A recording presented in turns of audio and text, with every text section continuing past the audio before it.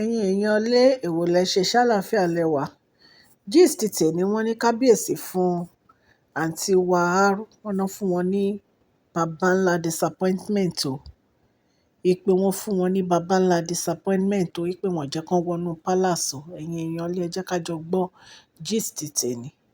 ẹ̀yin èèyàn lé ṣé ẹ mọ̀ ipá ti sọ fún yín pé tí wọ́n bá ti gbọ́ pé Queen Naomi fẹ́ padà wá sí palace ìgbà yẹn náà máa ṣètò ìyàwó fún kábíyèsí. Ṣé ẹ mọ̀ pé tragedy tí wọ́n lò nìyẹn tí wọ́n fi mú Dr. Elizabeth wá sínú palace. Wọ́n ní bí a ṣe gbọ́ ò Ashley ló kọ́kọ́ sọ̀rọ̀ ìyàwó fún kábíyèsí. Wọ́n ní Mariam náà sọ̀rọ̀ ìyàwó ṣùgbọ́n wọ́n ní àwọn olóyè kábíyèsí wọ́n ní wọ́n mú ọmọbìnrin kan wọ́n ní wọ́n fẹ́ fẹ́ fún kábíyèsí tó wà related mọ́ Ronke. Ṣé ẹ mọ̀ pé Ronke àti Ashley wà related? Wọ́n ní ọmọbìnrin yẹn náà wọ́n ní wọ́n wà related mọ́ wọn. Wọ́n náà fẹ́ fẹ́ ọmọbìnrin yẹn fún kábíyèsí. Ẹ jẹ́ ká jọ máa gbọ́ gist lọ. ẹ̀yin èèyàn lé wọ́n ní torí pé wọ́n sọ pé torí pé gbogbo àwọn olórí tí kábíyèsí fẹ́ yìí wọ́n ní wọ́n sọ pé torí wọn ò bímọ fún kábíyèsí. Wọ́n ní ìdí nìyẹn tí wọ́n fi mú tí wọ́n fi fẹ́ gbègbèsẹ̀ láti introduce obìnrin míì sí kábíyèsí. Wọ́n ní obìnrin tó wá fẹ́ introduce kábíyèsí ó wá lọ jẹ́ cousin Olori Ronke. Wọ́n ní cousin làwọn àti Olori Ronke mọ̀ pé cousin ni Olori Ronke àti Ashley náà. So wọ́n wá ní pé wọ́n fẹ́ introduce another cousin Olori Ronke sí kábíyèsí.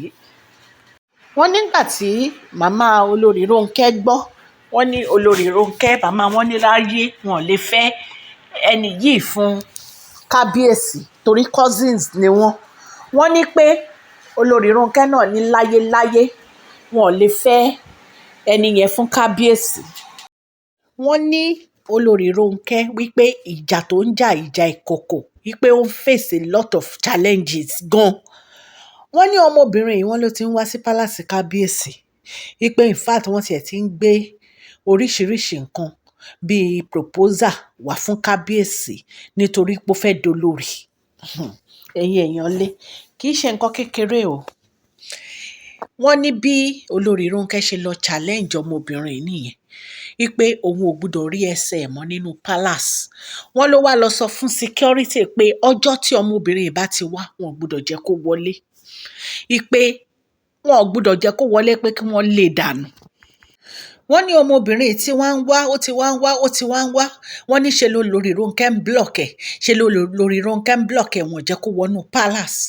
Wọ́n ní bí bóyá ọmọbìnrin yìí pé kábíyèsí ni àmọ́ wọ́n ní bí kábíyèsí ti get to know nìyẹn pé Olori Ronke ló ní kó má wọnú palace àwọn náà block ẹ̀.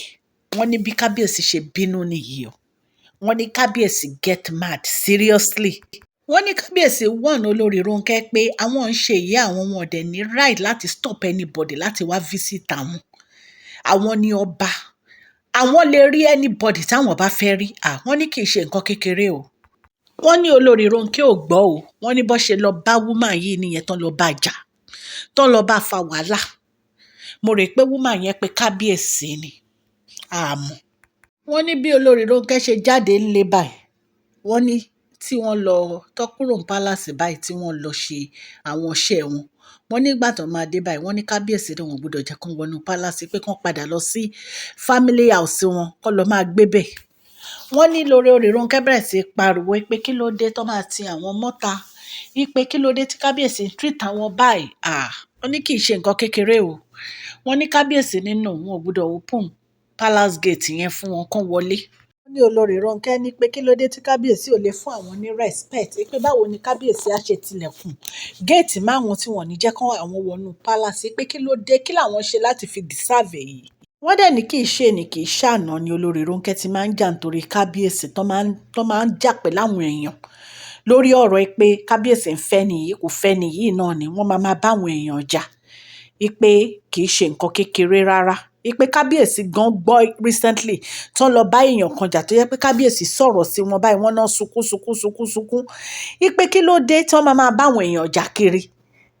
Nǹkan tí kábíyèsí èètì jù ni pé kéèyàn ní pé kán má rí èèyàn tí wọ́n bá fẹ́ rí. Wọ́n like kán free. Ṣé rí nǹkan tí àwọn àti Queen Naomi fi click nìyẹn. because Queen Naomi wọn kì í sọ̀rọ̀ náà. Okay, ẹ wo ìgbà tí Queen Naomi wà ní palace, ṣé gbogbo àwọn olórí ṣé wọn sí inú palace nígbà yẹn tó ń wá? Ṣé rí kí Queen Naomi bá kọ́kọ́ jà?